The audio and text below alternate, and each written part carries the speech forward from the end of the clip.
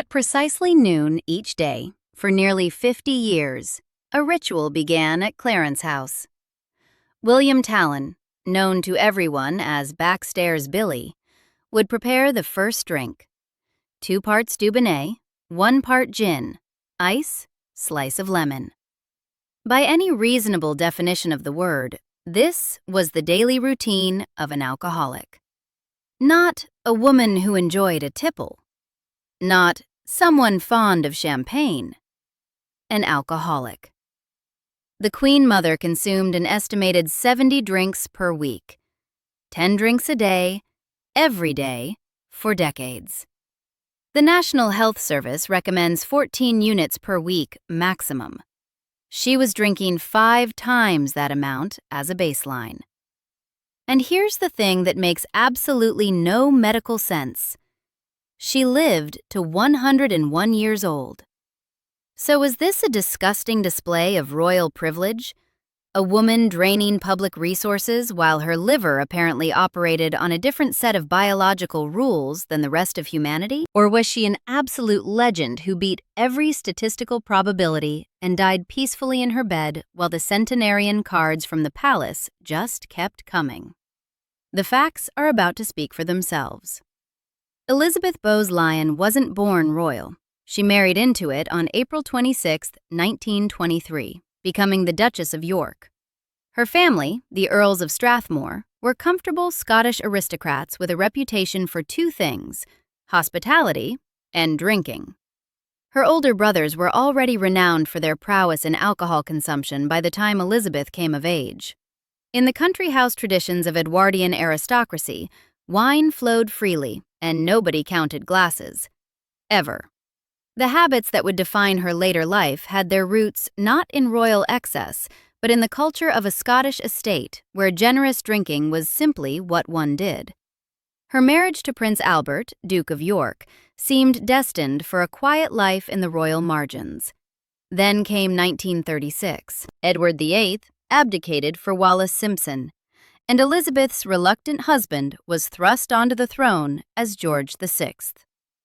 She became queen consort at 36 years old, a role she never sought, a role she reportedly resented being forced into. Staff members from this period would later recall that the new queen found solace in her evening champagne, a pattern that intensified as the pressures of the role mounted and her husband struggled with a severe stammer while shouldering responsibilities neither of them had anticipated. But it was widowhood that truly liberated her consumption. George VI died on February 6, 1952, at Sandringham. He was 56. Lung cancer from a lifetime of heavy smoking, though the word cancer was never used publicly. Elizabeth, now 51, became the Queen Mother, a title created specifically for her to distinguish her from her daughter, the new Queen Elizabeth II. She was a widow with roughly half her life still ahead of her, a generous allowance from the civil list, no clear role beyond ceremonial appearances, and absolutely no one telling her what to do. The stage was set. The drinking schedule that emerged wasn't casual. It was military in its precision. Noon brought the Dubonnet and gin. Staff who mixed the ratio incorrectly, say 1-to-1 instead of 2-to-1, learned quickly that the Queen Mother possessed a palate sensitive enough to detect any deviation. She called this drink her medicine, apparently without irony. The concoction was not subtle. That ruby-red fortified wine with its bitter quinine edge, cut with gin, served over ice with a slice of lemon. By the standards of ordinary folk, this would constitute a stiff pre-lunch cocktail. By the standards of the Queen Mother's daily consumption, it was merely the opening act. Wine arrived with lunch, fine Bordeaux typically, sometimes Burgundy, a full bottle when you accounted for refills throughout the meal. The staff knew better than to let her glass sit empty. The afternoon offered a brief pause. Correspondence, visitors, the beloved gardens at Royal Lodge where she could walk among the flowers and pretend, perhaps, that the morning's drink had been medicinal rather than habitual. Then the evening commenced in earnest. More gin and Dubonnet, multiple rounds, transitioning to champagne as darkness fell. Her champagne of choice was Veuve Clicquot, and her consumption eventually achieved legendary status within wine industry circles. Multiple sources have claimed she was the single largest individual customer of Veuve Clicquot in the world. Whether the champagne house ever formally acknowledged this, or whether it simply became true through repetition, doesn't really matter. The claim persisted because it aligned perfectly with observable reality. She drank champagne the way other people drank tea. Constantly, habitually, in quantities that would render ordinary mortals unconscious. A glass of port might conclude the evening. Total daily count, 8 to 12 drinks, depending on company and the length of dinner. When entertaining, which was constant as she maintained an active social calendar throughout her widowhood, the numbers climbed higher. When dining alone or with intimate household members, they remained steady but undiminished. This went on for 50 years. Let's talk about what 70 drinks per week should do to a human body. Because the Queen Mother's longevity isn't just unusual, it's medically inexplicable. The NHS estimates that drinking above recommended guidelines costs the average heavy drinker 10 to 12 years of life expectancy. Not 5 years, not a minor reduction. 10 to 12 years erased from your life. Sustained consumption at her levels typically produces fatty liver disease within years, progressing to alcoholic hepatitis and eventually cirrhosis in the majority of cases. The liver simply cannot process that volume of toxins without damage. That's not opinion. That's not speculation. That's biology. The progression is predictable and grim. Fatty liver comes first. The organ accumulates fat deposits as it struggles to metabolize the alcohol. Then inflammation sets in, the hepatitis stage, where liver cells begin dying in significant numbers. Finally, cirrhosis, scarring so extensive that the liver can no longer function properly. Blood backs up, toxins accumulate, the abdomen swells with fluid, the mind clouds as ammonia levels rise. Death follows, usually within a few years of the cirrhosis diagnosis. This is what happens to heavy drinkers. This is the path the Queen Mother should have walked. She didn't. Her husband, George VI, died at 56 from lung cancer related to smoking. Her daughter, Princess Margaret, died at 71 from complications of strokes linked to decades of heavy smoking. Both moderate drinkers by comparison. Both dead decades before their mother, who drank enough champagne to float a small yacht and kept going until 2002. No jaundice, no ascites, no mental confusion. None of the telltale signs that accompanied decades of heavy drinking. Her skin remained clear. Her eyes remained bright. Her mind remained sharp enough to detect when Backstairs Billy had skimped on the gin. She underwent hip replacement surgery at 97 after a fall in 1998. Walked without assistance until her late 90s. Maintained conversations without cognitive difficulty well into her final years. At her 100th birthday celebration on August 4, 2000, she stood before crowds gathered outside Clarence House, accepting tributes as the Royal Mint issued a commemorative coin in her honor. The coverage was uniformly positive. She was sprightly, sharp, possessed of a wonderful constitution. What the coverage did not mention, the centenarian being celebrated had consumed an estimated quantity of alcohol over her lifetime that would have killed most people several times over. How did she survive? Researchers have proposed several theories for such apparent paradoxes, though none have been specifically applied to her case. Genetic factors play a significant role in alcohol metabolism. Some individuals possess enzyme variations that allow more efficient processing, reducing the toxic burden on the liver. Her Scottish heritage may have contributed. Populations with long histories of alcohol consumption, sometimes carry genetic adaptations that offer partial protection. The quality of alcohol consumed may also matter. Cheap spirits with high congener content, those toxic byproducts of fermentation, appear to cause more organ damage than premium wines and champagnes. And the Queen Mother drank nothing cheap. Ever. Plus, heavy drinkers who maintain otherwise healthy lifestyles sometimes demonstrate surprising resilience. The Queen Mother never smoked. Not once. She ate regular meals prepared by skilled household staff, proper nutrition that many alcoholics neglect as their addiction progresses. She remained physically and socially active into extreme old age, walking the grounds of Royal Lodge, attending public engagements, hosting dinners and luncheons that kept her engaged with the world. She had access to the finest medical care in the United Kingdom, doctors who monitored her health and addressed any emerging problems before they became crises. But here's what you cannot do with her case. Use it to argue that heavy drinking is safe. She was an outlier, a statistical anomaly, a walking violation of medical probability whose survival cannot be easily explained by known science, and certainly cannot be used to justify anyone else's consumption. She beat the odds. Most people wouldn't. Now for the money. The Queen Mother maintained a household of approximately 50 full-time servants. 50. Not 5, not 15. 50 people employed full-time to attend to the needs of one elderly widow.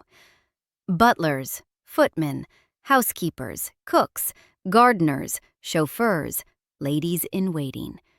The payroll alone would have been staggering. Figure an average salary, add benefits and pensions, multiply by 50, and you're looking at hundreds of thousands of pounds annually before anyone bought a single bottle of champagne. But staff salaries were just the beginning. She occupied multiple residences. Clarence House in London served as her primary home for 49 years after George VI's death, a property requiring constant maintenance, heating, staffing, and security. Royal Lodge in Windsor Great Park provided a country retreat with extensive gardens that needed permanent groundskeepers. And then there was the Castle of May. The Castle of May deserves its own accounting. The Queen Mother purchased this 16th century castle on the northern coast of Scotland, near John O'Groats, in 1952, the year of her husband's death. The property was derelict, crumbling, a ruin exposed to the brutal winds off the Pentland Firth. She spent years and vast sums restoring it, turning it from a shell into a functional residence where she holidayed every August without fail. The restoration alone consumed enormous resources: stonework, roofing, plumbing, heating systems capable of warming a stone castle in the Scottish Highlands, gardens carved out of exposed terrain. And then the annual pilgrimage required transporting staff, supplies, and her considerable entourage across the entire length of Britain. Every year, for 50 years. The logistics were Byzantine, the costs were astronomical. Horse racing consumed another fortune. The Queen Mother wasn't merely a spectator at the races, she was an owner. At her peak, she maintained a string of horses in training, thoroughbreds, that required trainers, jockeys, veterinarians, stables, transport, and entry fees. Horse racing is sometimes called the sport of kings for a reason. It is ruinously expensive even for those who win, and she frequently didn't. Her horses were beloved but not particularly successful. They ran, they sometimes placed. They rarely won enough prize money to offset their costs. But she kept buying them, kept running them, kept showing up at Cheltenham and Ascot with the enthusiasm of someone whose losses were being absorbed by an invisible sponsor. Which, of course, they were. And she entertained, constantly, with a frequency and lavishness that would have strained the budget of most minor royals. Dinner parties, luncheons, garden parties. Each event required catering, flowers, additional staff, wine, and champagne from cellars that needed constant replenishing. Her hospitality was legendary, and legendarily expensive. She threw parties the way other people threw away receipts, habitually, reflexively, without apparent concern for the cumulative total. Her civil list allowance, essentially a government salary intended to cover public duties, was never sufficient to cover any of this.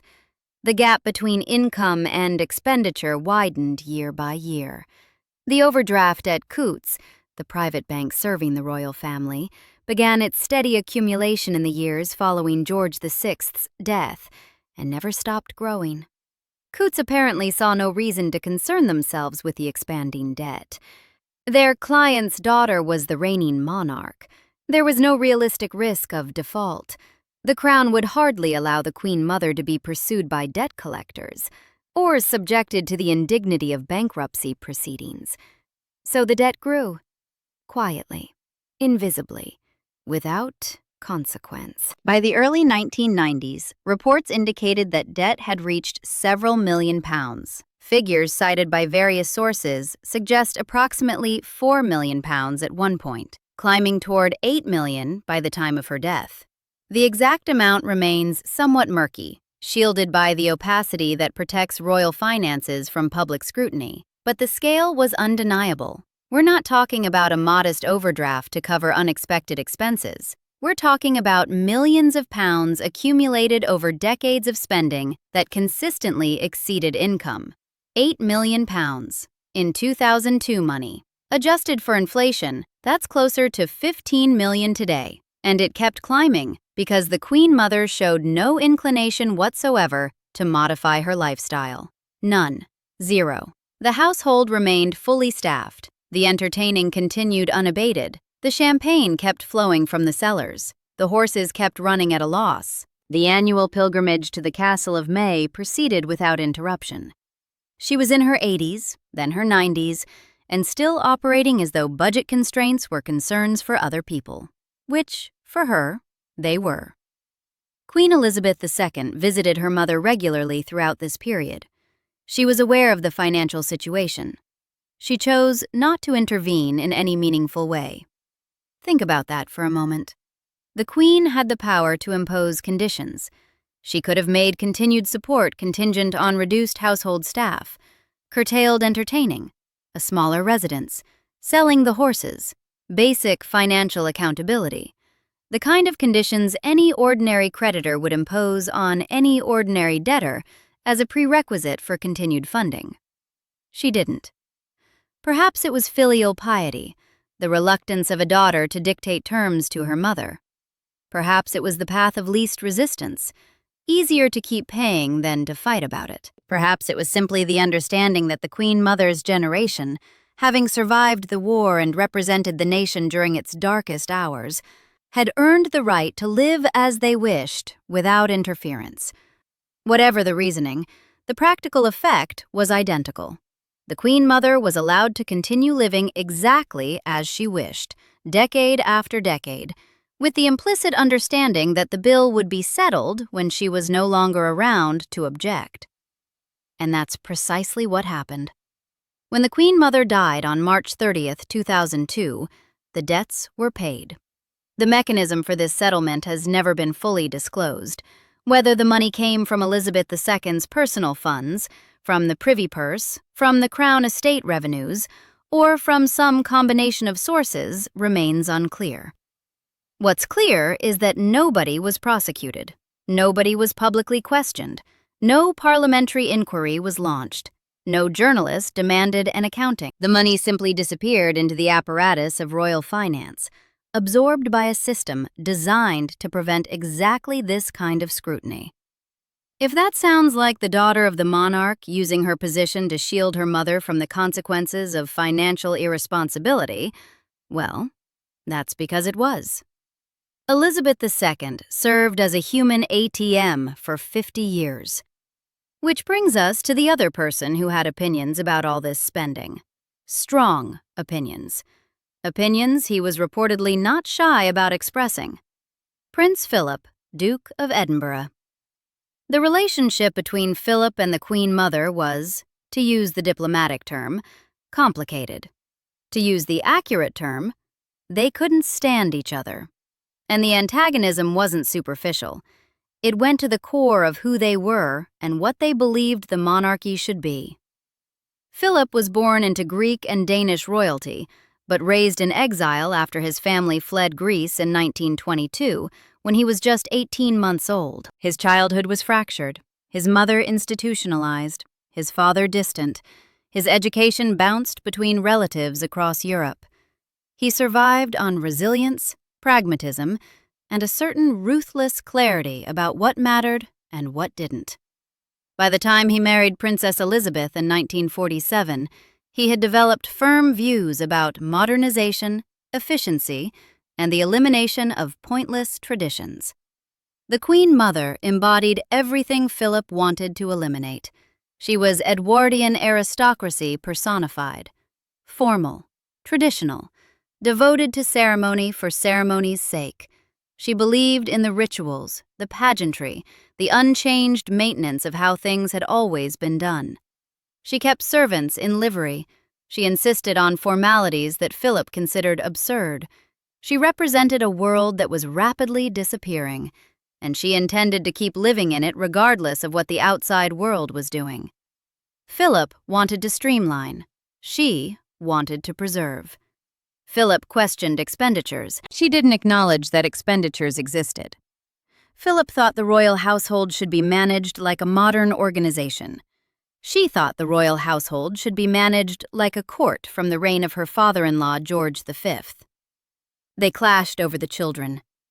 Philip wanted his sons educated at his alma mater, Gordonston, a Scottish boarding school famous for its rigorous Spartan conditions. Cold showers, manual labor, character building through controlled suffering. The Queen Mother was horrified. Eton had been good enough for generations of royals, and there was no reason to subject her grandsons to what sounded like a military camp with teachers. Philip won that battle. Charles went to Gordonston. He hated every minute of it, a fact the Queen Mother reportedly noted with undisguised satisfaction. They clashed over household management. Philip served as chairman of the Way Ahead Group, which examined how the monarchy should adapt to changing times. He pushed for reduced staffing levels, modernized operations, streamlined expenditures. The Queen Mother continued employing 50 servants and running up overdrafts as though the Way Ahead Group was meeting in a different country to discuss a different family. They clashed over simple matters of presence. Windsor Castle was large, but not infinite. Royal Lodge, where the Queen Mother increasingly spent her time, was technically Crown property. Philip, as the Queen's consort, had views about how Crown properties should be used and who should occupy them for how long. The Queen Mother had been using these properties for decades before Philip arrived.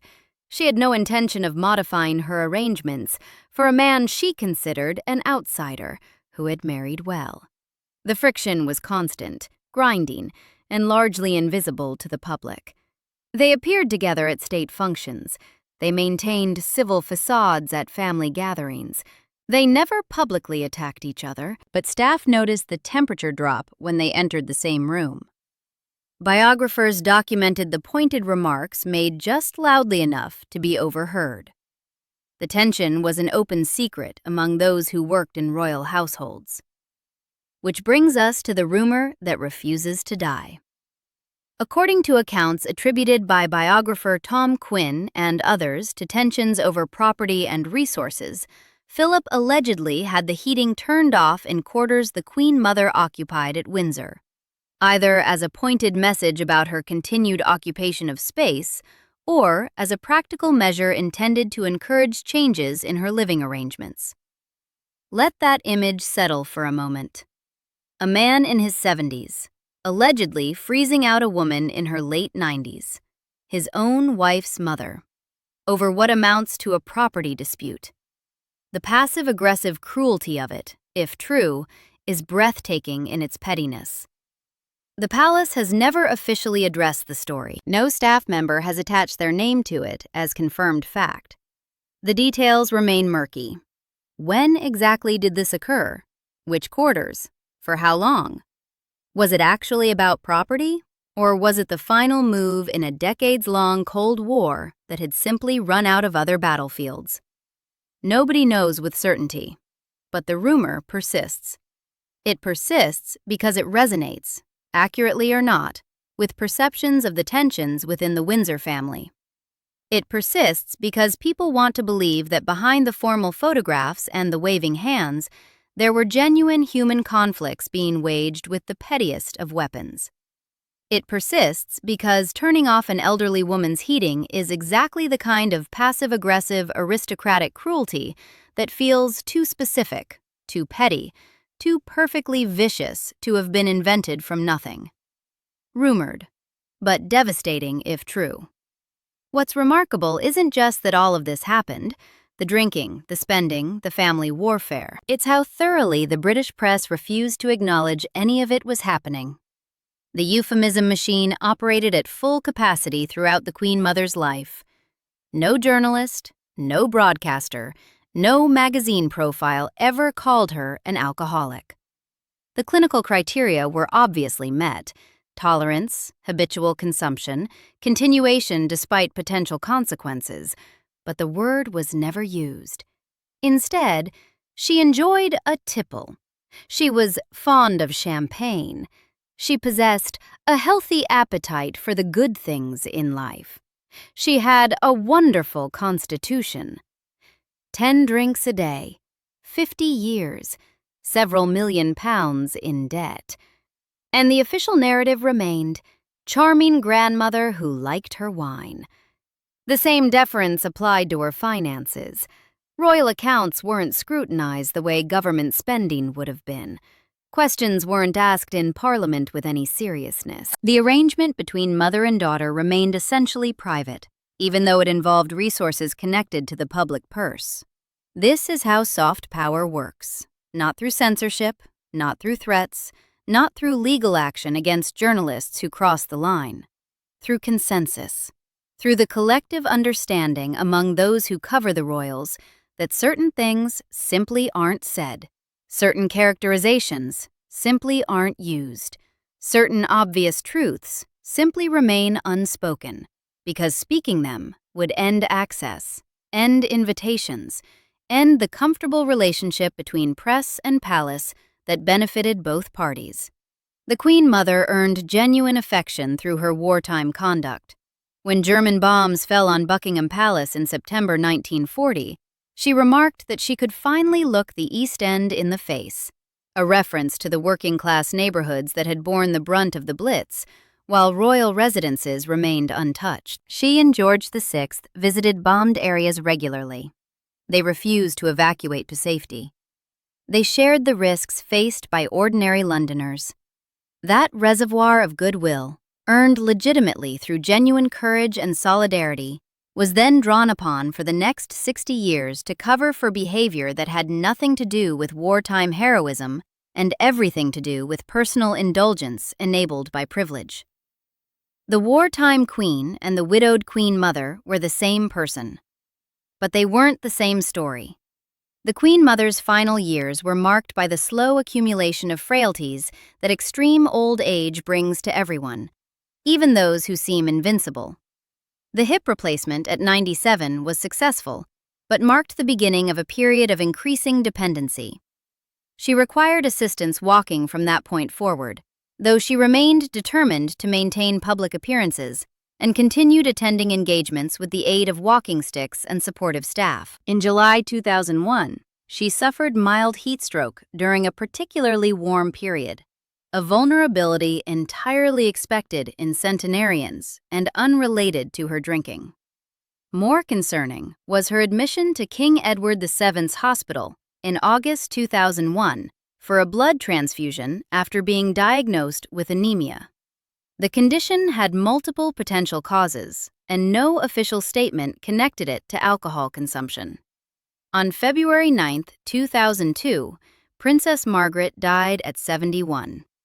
Strokes, complications from decades of heavy smoking, the lung damage, the circulatory problems, all the consequences that should have claimed her mother decades earlier, but somehow never did. The Queen Mother had now outlived her younger daughter, a reversal of the natural order that reportedly affected her deeply. Those who saw her in the weeks following Margaret's death described a woman who seemed diminished, still determined to maintain her routines, the Dubonnet, the wine, the champagne. But something had shifted. The force that had powered her through a century of existence was finally waning. On March 30th, 2002, at 3:15 p.m., Elizabeth Angela Marguerite Bowes-Lyon died at Royal Lodge. Her daughter, Elizabeth II, was at her bedside. She was 101 years old. The cause of death was officially recorded as natural causes, consistent with extreme old age. Notably absent from any medical statement, any reference to alcohol-related conditions, any mention of liver disease, any acknowledgement of the decades of consumption that should have killed her multiple times over. More than 200,000 people queued to file past her coffin lying in state at Westminster Hall, a tribute that surprised even palace officials who had been uncertain whether the public would turn out for a woman whose active life had essentially ended years earlier. The funeral, on April 9, 2002, drew crowds that lined the route from Westminster Hall to Westminster Abbey, paying respects to a woman who had become a symbol. Though a symbol of what, exactly, depended entirely on who you asked. And so the final question remains. She drank 10 drinks a day and lived to 101. She accumulated debts running into millions of pounds and never faced a single consequence. She was called charming and beloved, while meeting every clinical criterion for alcohol dependency. She benefited from a system of media protection, financial indulgence, and institutional deference that ordinary citizens cannot even imagine. Some will look at this record and see a disgusting display of royal privilege. A woman who consumed resources, consumed alcohol, consumed the patience and money of everyone around her, and was rewarded with a century of comfortable existence, followed by a state funeral. A symbol of everything wrong with hereditary systems that insulate the wealthy from the consequences faced by everyone else. The wartime goodwill spent down to nothing. The public's money used to fund private excess. The press's complicity in maintaining the illusion of a charming grandmother, when the reality was an alcoholic on an unlimited tab. Others will look at the same facts and see an absolute legend. A woman who did exactly what she wanted, lived exactly as she wished, thumbed her nose at medical probability, outlasted everyone who tried to restrain her, and died peacefully in her bed, having extracted maximum enjoyment from her time on Earth. A symbol of unapologetic living in a world that constantly demands apologies. If the system allowed it, why shouldn't she take advantage? If she could beat the odds, why should she moderate herself for the sake of statistics?